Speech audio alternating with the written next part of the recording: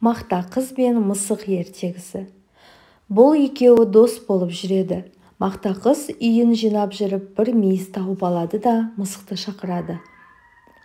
Мысық келмейді. Қыз, келмесең келме деп мейізді өзі жеп қояды. Жеп болған соң мысық келіп, неге шақырдың деп сұрайды. Мақта қыз айтпайды. Сонан соң мысық, ендеше қатығыңды төгем дейді. Мақта қыз, мен құйрығыңды кесіп аламын дейді. Мысық қатықты төгеді. Мақта қыз мысықтың құйрығын кесіп алады. Мысық, апа, құйрығымды берші дейді. Мақта қыз, менің қатығымды төле дейді. Мысық сиырға барып, сиыр, маған қатық берші. Менің қарным ашып тұр, маған жапырақ әкеліп берші.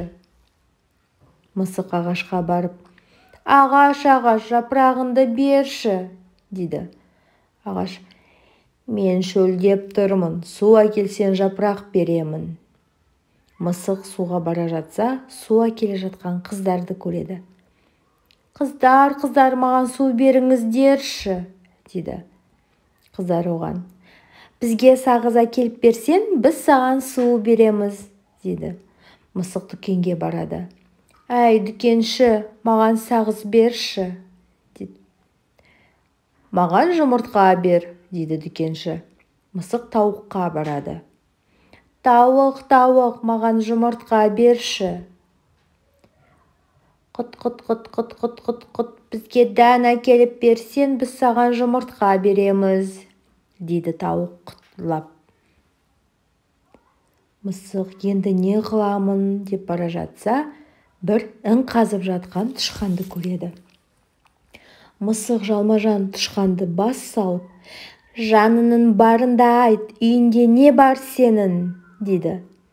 Тышқан байғұс қорыққанынан, үйімде бір табақтарым бар дейді. Мысық, маған бір уыстары бер онда деп, тышқан үйіне барып, бір уыстары алып, оны тауыққа әкеліп береді. Тауық жұмыртқасын береді. Жұмыртқаны апарып дүкеншіге береді. Дүкенші сағыз береді. Сағызды апарып қыздарға береді.